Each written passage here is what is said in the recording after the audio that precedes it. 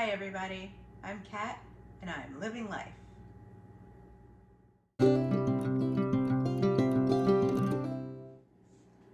Today we're going to try to get quite a bit of things done.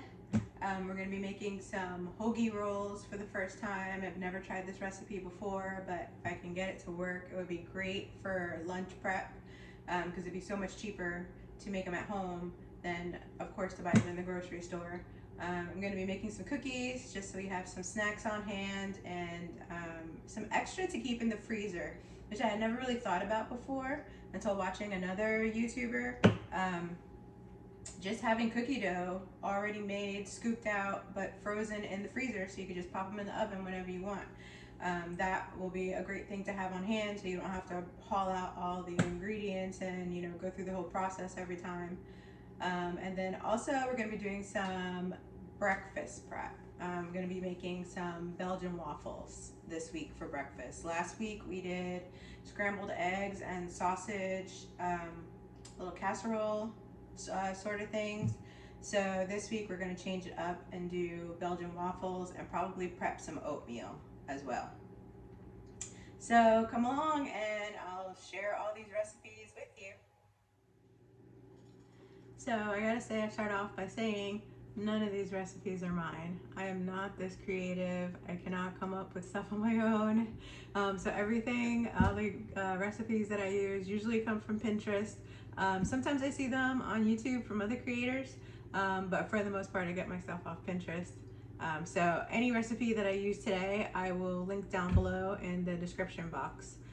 So this hoagie recipe I'm using for the first time. I haven't tried it, so kind of an experiment. We'll see how it goes, and hopefully it turns out well, because this would really be a huge money saver for us and a time saver, just to comes in a pinch and just be able to make up your own rolls and bread whenever you need it and not have to go out to the store. So we'll get this started. So I have my water that I already warmed up. I already know it's warm. 110 degrees. So that's what I've read for most other bread recipes that I've used is 110 degrees. And then we're going to add our yeast. And that tablespoon does not fit in there, so we'll use this half tablespoon. So our yeast, which I keep my yeast in the freezer, helps it stay fresher longer. Because I go through periods of I use it and then I don't use it, so keeping it even in the refrigerator was not enough, so now I keep it in the freezer. To this we're going to add some honey,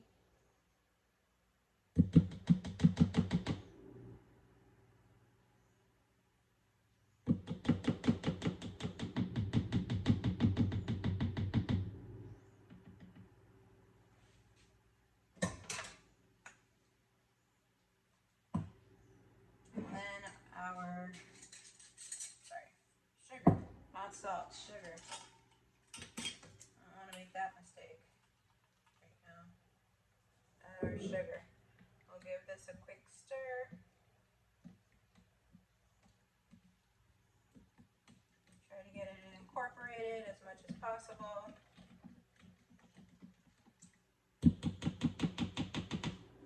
And then we have to wait about 5 to 10 minutes and let it rise.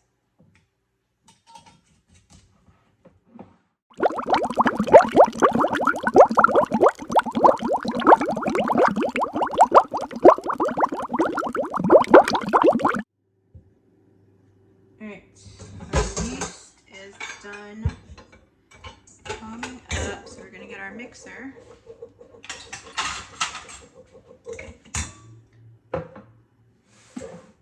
Love my jade mixer. Sorry I don't have the best angles for these videos. This is a rental. This is a rental house. So, just gotta work with what you have. But, alright. Get my dough hook on here. Gonna pour our yeast in there. Very bubbly, very active yeast. Get it all in.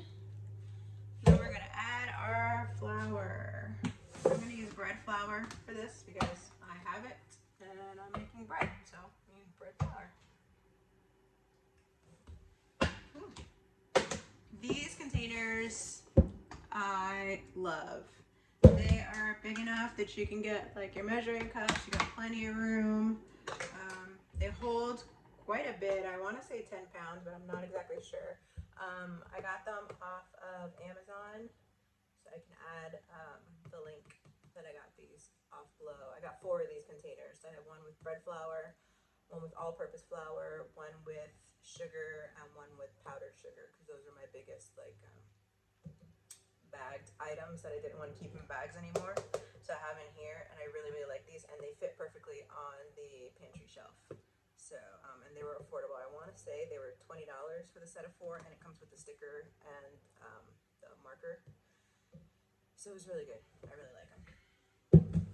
All right, so we're gonna add our flour in here.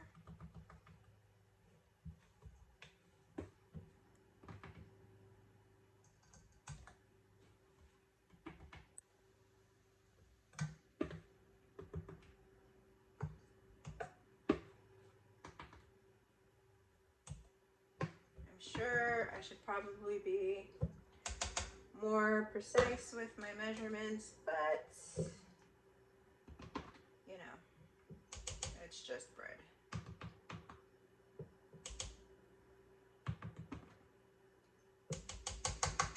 All right, and we're gonna lift it up, turn it on, and let it start forming a dough.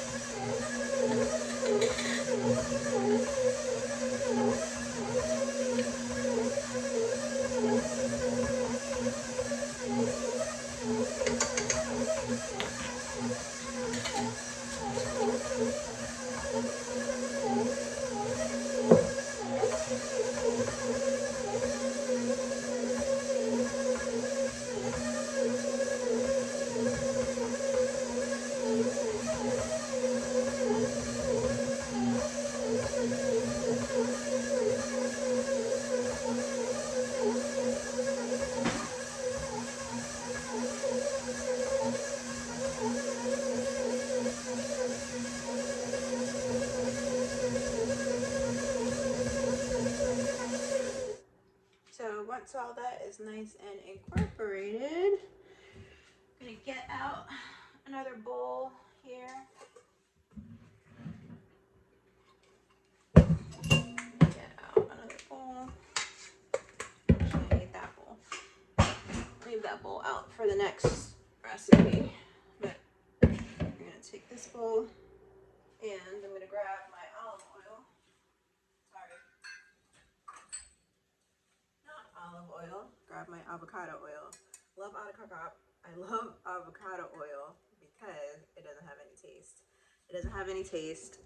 It's a really good healthy fat, and I just like it better than, obviously I try to stay away from vegetable oil, canola oil, or anything like that. And then olive oil, you know, it has like that taste which I don't want in my baking, so I like using avocado oil. Just gonna do a quick little splash around, I don't know, maybe a half a tablespoon or so, and just swirl it around the bowl. Doesn't have to be perfect. Then we're gonna take our dough out of here, get the dough hook off.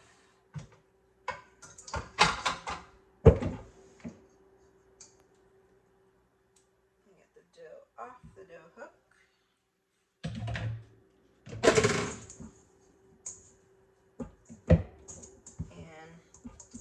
I'm gonna kind of mold it into a little bit of a semblance of a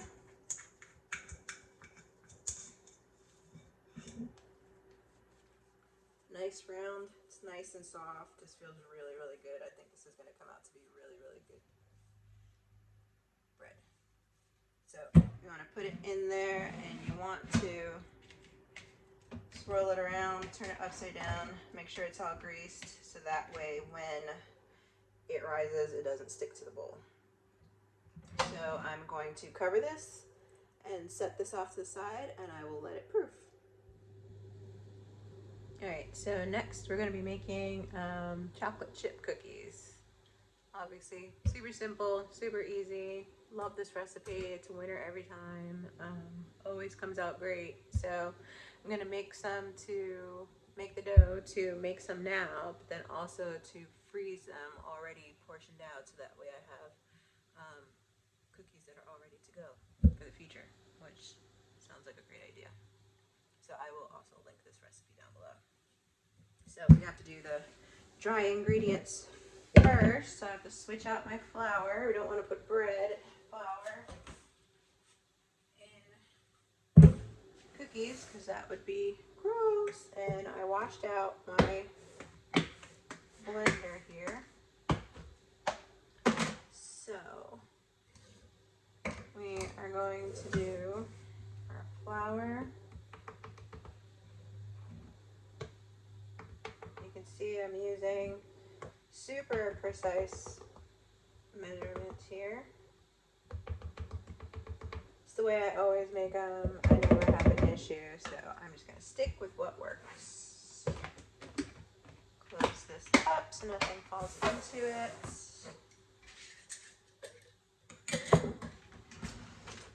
Get a half a teaspoon.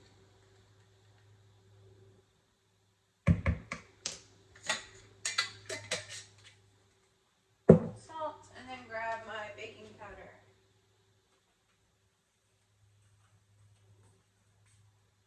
Baking powder. Love this baking powder.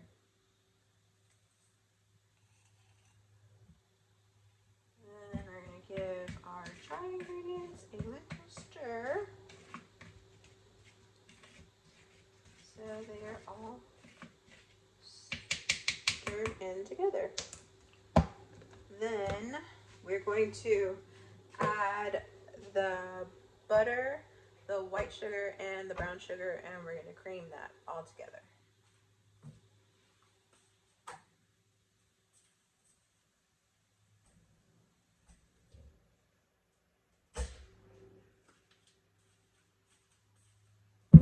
So for this, I'll take out my large thing of sugar, and this was I'm pretty sure this was a 10-pound bag of sugar. So, and it fits in this container with room to spare. I mean, it was already open, but it was pretty full, so I'm thinking these hold 10 pounds of items.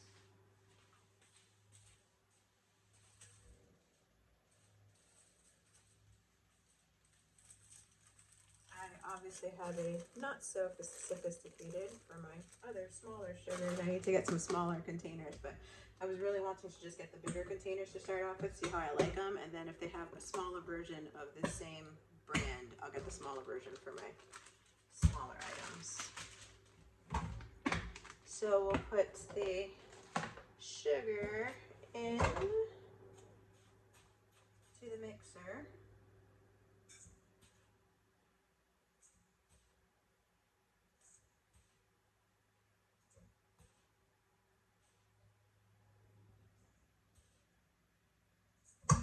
Sorry, I have to count to myself because I can't count and talk at the same time when it's more than 2 or 3 apparently. And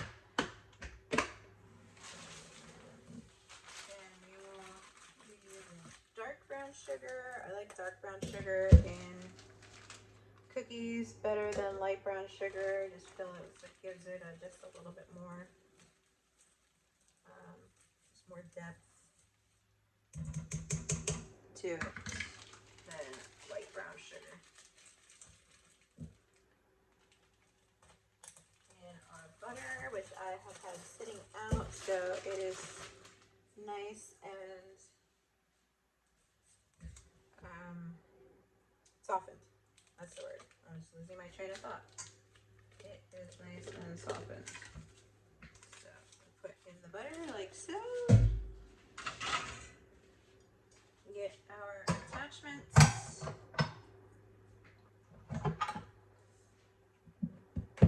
And we will cream the butter and sugar.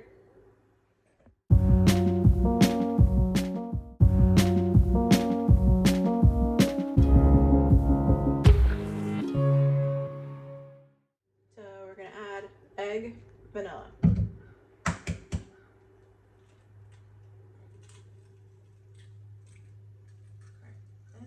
Egg. Turn it on.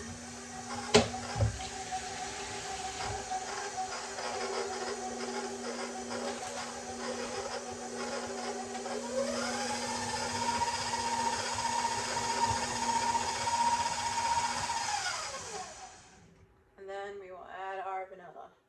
And you know, vanilla to baking, I heard somebody say once, vanilla to baking is like garlic is to cooking. And you don't really need to measure it. You just pour it until your ancestors tell you that that's enough, which is true. I mean, you can kind of eyeball a teaspoon or a tablespoon, but sometimes you're just like, oh, a little bit more, or like, you know how much vanilla you like in your stuff. So I usually never really measure out vanilla.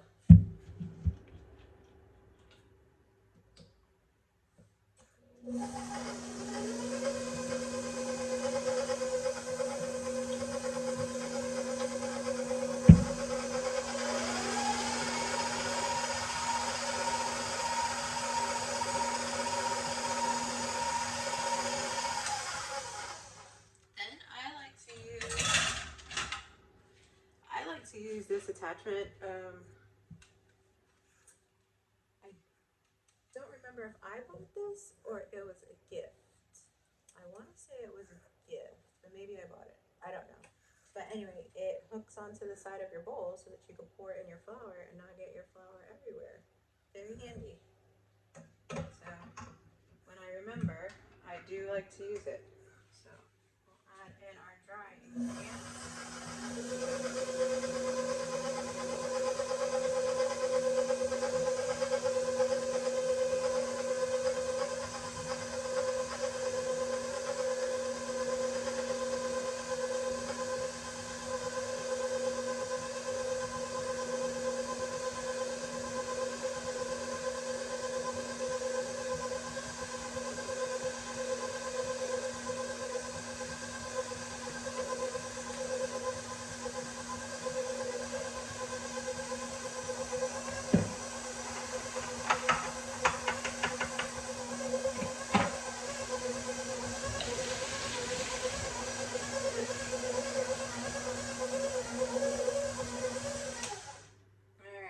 Made a little bit of a mess down here, not too bad. Try to clean as we go. Make sure everything is incorporated.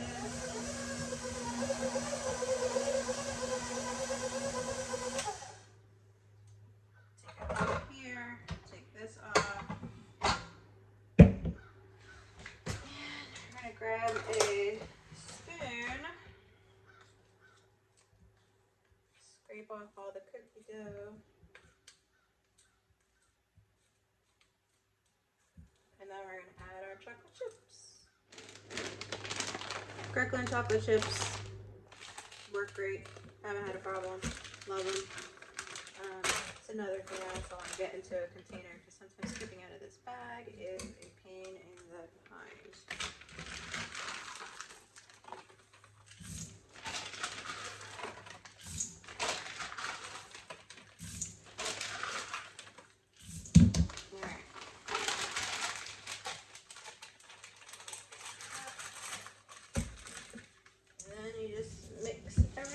Until it is well incorporated and you have chocolate chip cookies.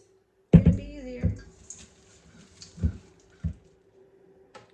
So we are going to make Snickerdoodle cookies next. So I'm going to use the same flour bowl because it's the same thing that you put for the dry ingredients in here.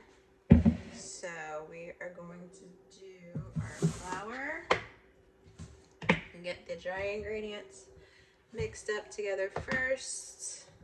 Sorry, I fixed my camera. I moved it in the interim. Alright, so we'll get our dry ingredients first.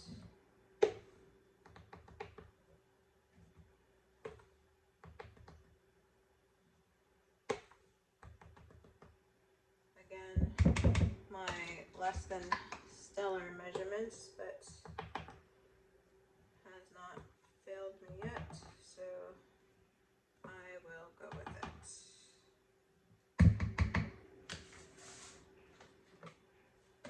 Then for Snickerdoodle cookies, I did not know until I made them for the first time that they have cream of tartar, which the only time I had ever heard of tartar was like tartar sauce, like for fish sandwiches, like at McDonald's. But yeah, apparently you put this in Snickerdoodle cookies, and that's what helps make them Snickerdoodles. So that was interesting. Did not know that, and it doesn't smell like anything. It's kind of like baking powder, baking soda. It smells like, I don't know. It doesn't really have a smell.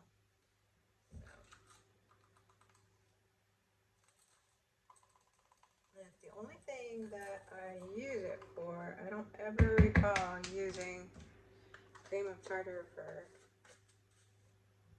anything else, to be honest. And for this, my salts. And for this, I need baking soda, not baking powder. So I want to make sure I grab the correct item.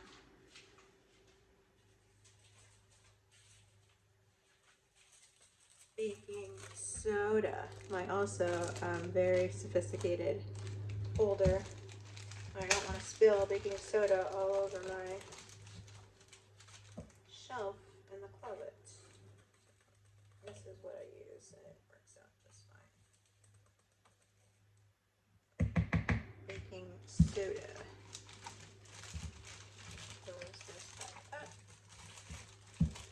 Make sure it doesn't spill anywhere. Alright, so we'll give these dry ingredients a little stir. Try to get the stuff incorporated with the flour. Then that's incorporated. So we're going to do our sugar and our butter just like last time. So I got the butter and sugar creamed just like I did last time. No need to show you that again. I'm going to add the eggs and the vanilla to this recipe as well. And then I'm going to add the dry ingredients.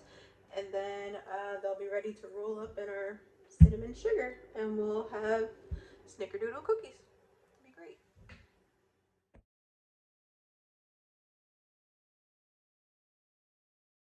Alright, so I have my cookie sheets here, and a trick that I learned from somebody on YouTube who had learned it from somebody else. I usually prefer to use the already cut out sheets of parchment paper because I'm just a princess like that. It makes my life easier. But you know how you can never get them to lay flat? So somebody said if you take the parchment paper and roll it, crumble it up, and then spread it out, it will lay flat. Sorry, it's loud.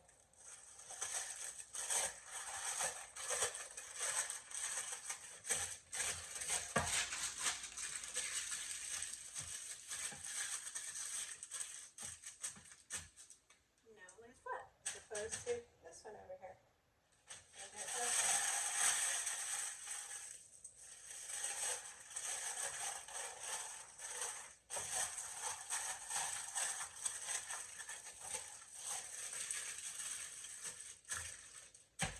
So it works. So we have our cinnamon sugar here, our Snickerdoodle mixture here, handy dandy cookie scooper, and we're gonna scoop up and get some cookies ready for baking and freezing.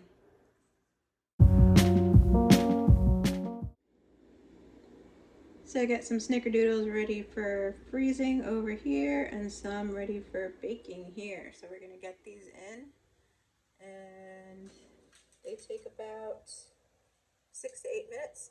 So we'll see how they'll look shortly. While the Snickerdoodles were baking, I got the chocolate chip cookies out and scooped them up for freezing.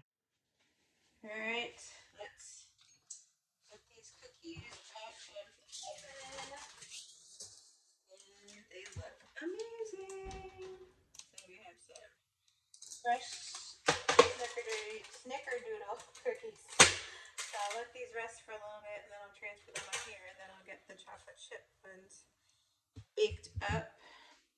And the last thing that we're going to get done today is our waffle mix for our Belgian waffles for breakfast prep. So that's the last thing that we have to mix up, and then we'll do our oatmeal real quick. I'll show you how to do that, and that'll be done until it's time to bake the hoagie rolls, which are still proving. So we'll get to those shortly, but for right now, waffle mix. All right, so for this waffle mix, I'm just going to use this bowl since I know it's the mixer bowl, but it's clean. I washed it. I'm just going to use it. Everything just gets basically just dumped into here. No, you don't have to do it separately like the cookies, the way that things have to be like the wet and the dry and then combined. You can just put them all together.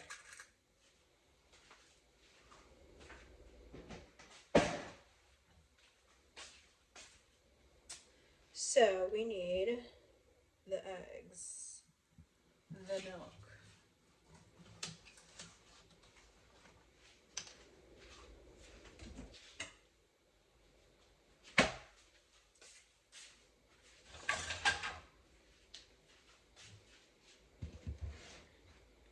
we use oat milk. Love this Kirkland brand. So we need 1.5 cups of milk. I'm making a mess.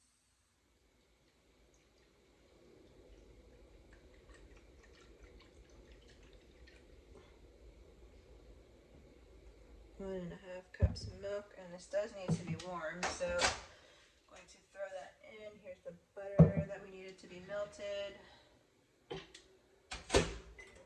While that is warming up, I will grab a whisk, and where is my...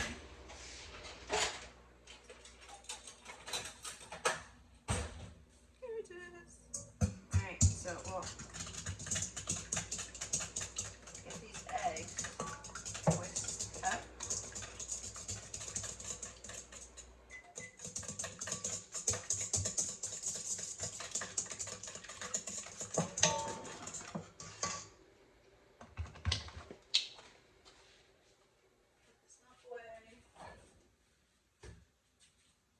We will get our warmed up milk. It doesn't really need to be warm, just take the chill off of it. You don't want it too warm because obviously you do not want to cook your eggs. You don't want to have scrambled eggs in your waffle mix. That would be pretty gross. Eggs, and vanilla, which I never measure.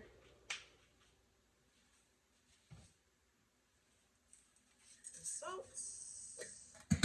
And as with everything else, I will include this recipe down below.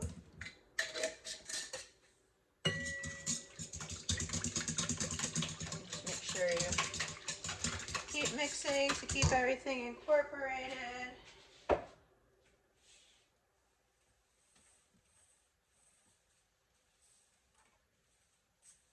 The sugar, which I will use my little jar of sugar here.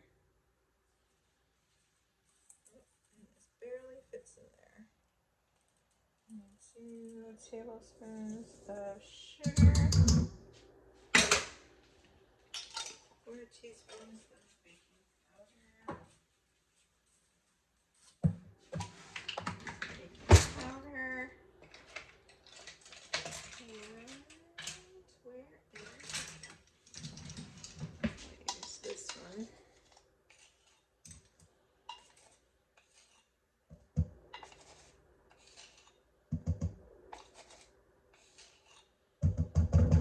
Baking powder.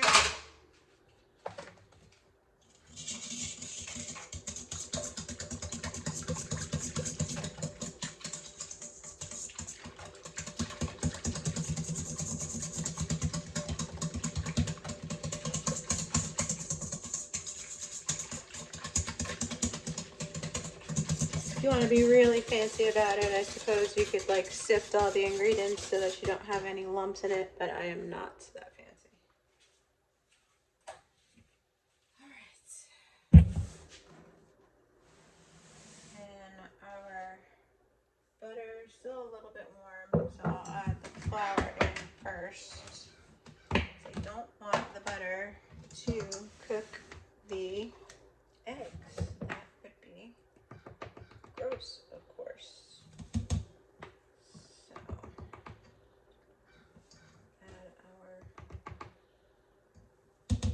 flour.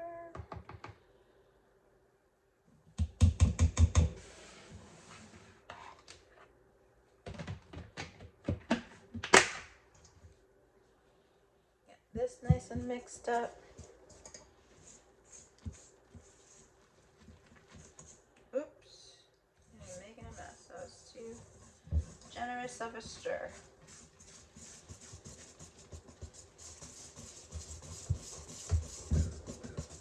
Alright, now you can add in the butter.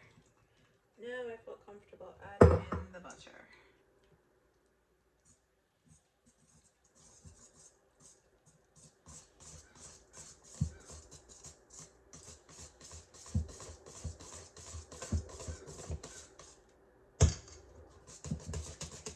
And it gets thick, just like a batter should.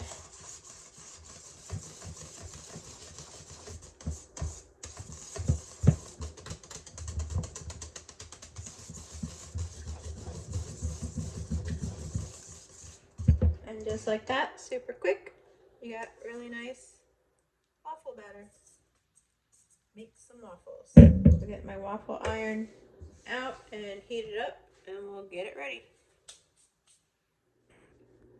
So this is a waffle iron that I have had, I don't know, 10, 12 years, maybe even longer.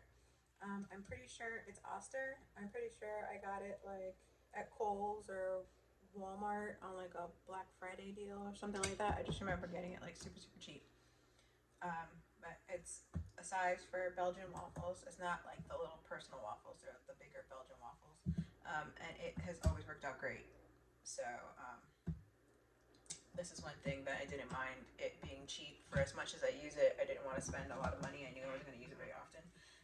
But sometimes I do tend to overfill it with too much batter, and then it spills over and it gets all over the counter and everything, and then I have to scrub the counters. So I'm just going to put it on this plate so that way if anything overflows, it'll just go on the plate and not on the counter. So while that's heating up, I'm going to transfer these cookies over and actually preheat my oven to get ready for the chocolate chip cookies that I want to bake. And what I'm actually going to do is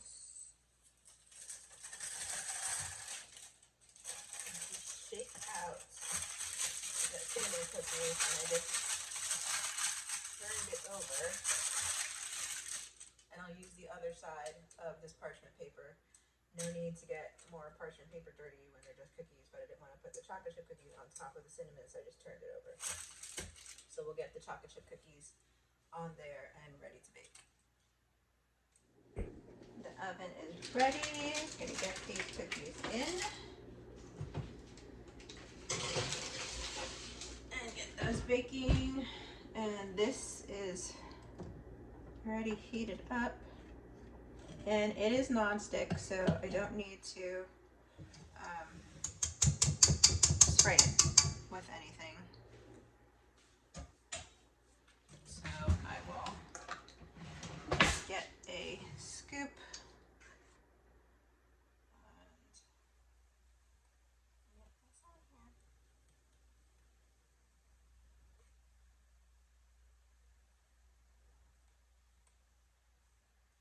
Probably put too much like I always do, but when I don't, I hate to have like the holes sticking up like it's not enough.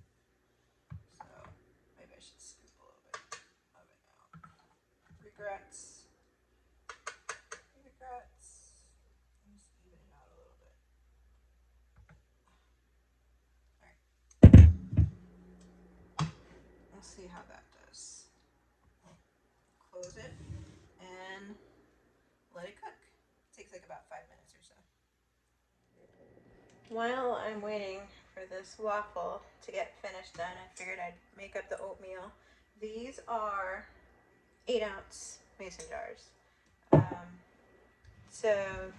I got this off of a YouTube video, but for the life of me, I've been doing it for so long now, I don't remember where I got it from, so I can't link it below. Like, I've been doing this for over a year now. But I know I had to alter the recipe a little bit from what they did, so what I do is a 1/4 cup of old-fashioned oats, half a tablespoon of chia seeds, half a tablespoon of syrup, 1/3 cup of oat milk, and that's just kind of like the base. And then you just put whatever toppings you want. You know, you could make it your own, strawberries, bananas, banana walnuts. We actually like to do peanut butter and jelly. So peanut butter and jelly oatmeal is really good if you've never had it before. But obviously, you can put brown sugar. You can do, you know, a multitude of any things, or just have plain oatmeal. So you can make it your own. But we prep it, put it in the refrigerator, and then in the morning, you can either eat it cold or just throw it in the microwave for like 45 seconds and have warm homemade oatmeal. Made just how you like it. So I like to get these ready and have it alongside other stuff. See if this is almost ready, not quite. I don't know if you could see, it's like getting brown, but not quite there yet, but we're almost there.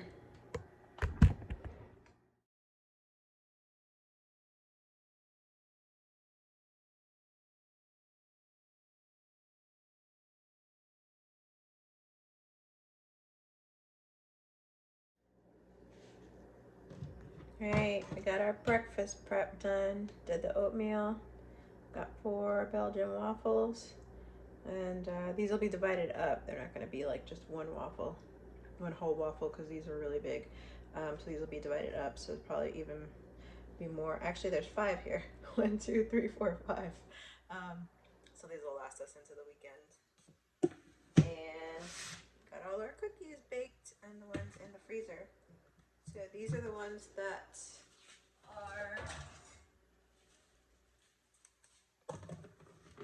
baked and will stay here for our snacks. And fix my camera here. I gotta get the ones out of the freezer. So here are the ones that were in the freezer. They are totally frozen.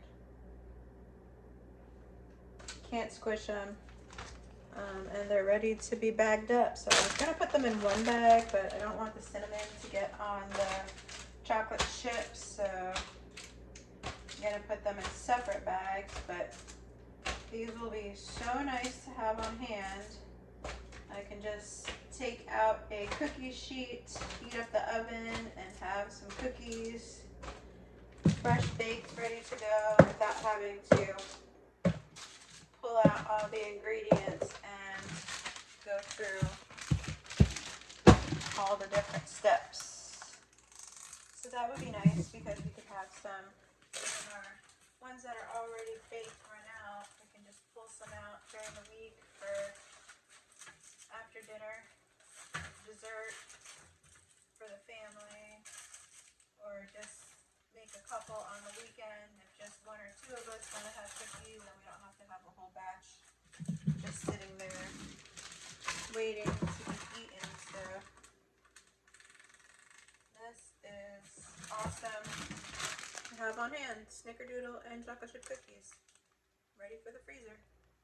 Alright, so cleaned off my counters, cleaned up everything, got the bread out. So let's do this big reveal and see. Oh, look at that. It's at least doubled, if not tripled in size. So we're gonna get this turned out and rolled up into our hoagie rolls. And hopefully, you can see, I don't know if you can get it with the camera. I'll try to get it in here. You can see all the bubbles in the air that's in there from rising. It's gonna be a great, great dough, hopefully.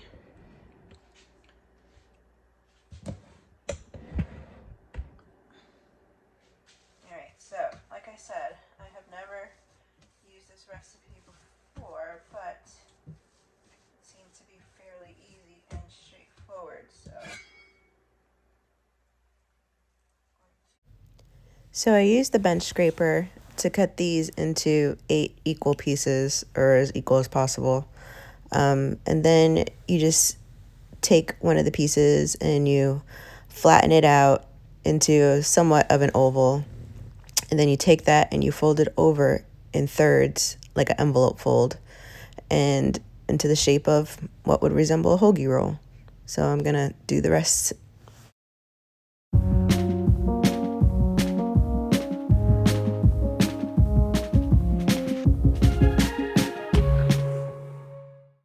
the hoagie rolls are rolled out as best as possible. So I'm supposed to cover them and let them rise again for another hour. So we'll see what they look like in an hour. I have one that's pretty massive. I did not cut them equally, and then one that's kind of small, but so we find this we could just use as just like a small loaf of bread, and this one could be a small sandwich for me. So it rose pretty good the first time, so we'll see how it does the second time. I'm sure I probably should have put this on 2 sheet pans, but I just wanted to use one. So that way they just all bake at the same height and evenness. They stick together, that's fine. I don't really care. This is all learning. I'll just go from here. So we're gonna take our towel that we had before, our clean towel, and just lightly rest it on top, and hopefully these get a good rise again. So check back on these in an hour. All right, so these have been proofing, just sitting here under the towel. So I have to score them and then brush them with egg white and milk mixture. Some people said that some people have said that they deflated once they put the egg white and milk mixture on top, like brushed it on top. So I'm gonna try one and see what happens. Wait like, a couple of seconds and see what happens to it. I know you have to score them down the middle so that they don't like explode, I guess, or like rip at a different seam. So let's see how much they rose.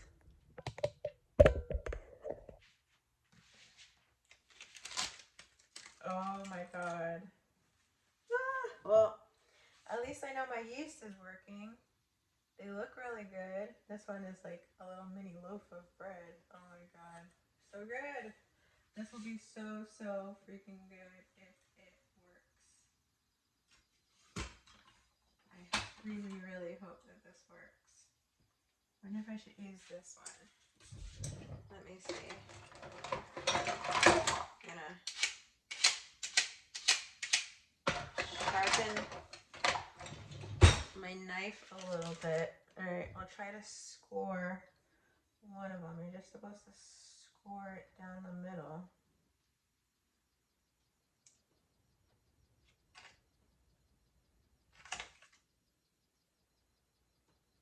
guess it kind of scored. I wonder if I should use a different knife.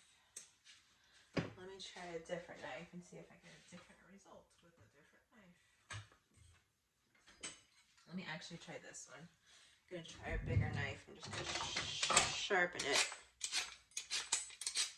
a bit.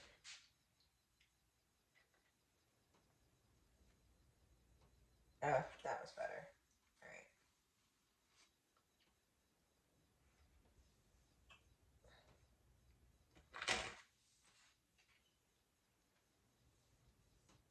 Ooh, this one actually cut.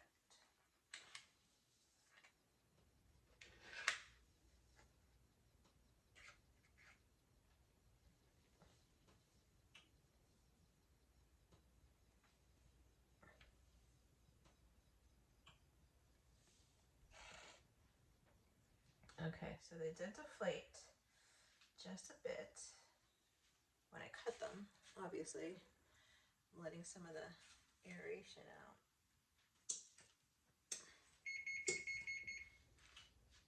But, all right, let me cover them back up. And I'm gonna give them like another 5 minutes and see if they will puff back up again. And then I'll try the egg mixture, and if not, I'll just put them in the oven anyway. So I waited a couple extra minutes. They are pretty much the same, but I mean, they're still really big. They're still pretty good, and they may even rise more after they cook. So this is egg white and milk. You're supposed to brush it on top, so let's see what happens. I'll try this one that has the weird cut in it anyway.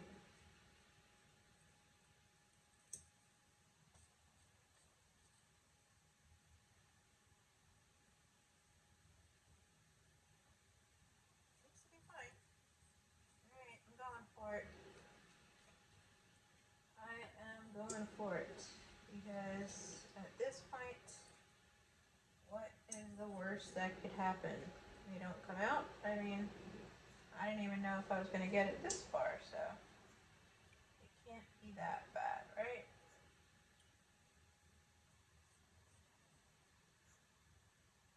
I mean, they'll still be edible, even if it's not pretty, or even if they did get flat, it's still bread.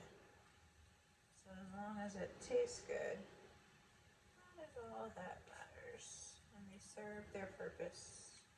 And it's just like anything else, it will get better over time. The more I practice them, the more I'm able to bake them. They'll get better and better each time. Alright, so these are going in the oven for 16 to 22 minutes. So we will see what happens.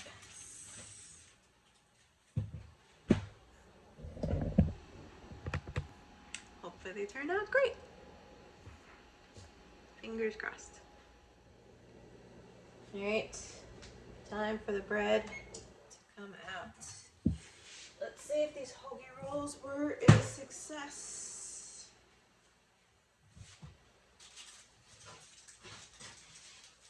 Oh, look at this. Look at this. Oh, they're nice and crispy on the outside.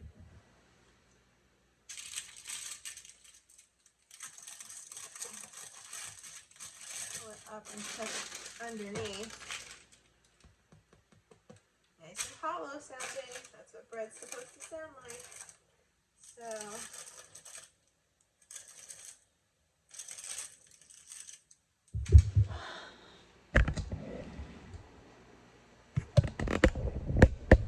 I think, oh, my hair. I think at a first glance, this is a success, and I am super, super stoked about it. This is going to make life so much easier. So I guess I will do a taste test later on.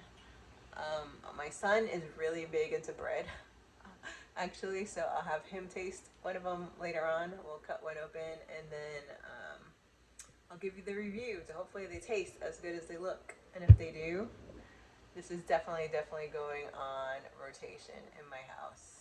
So excited about this.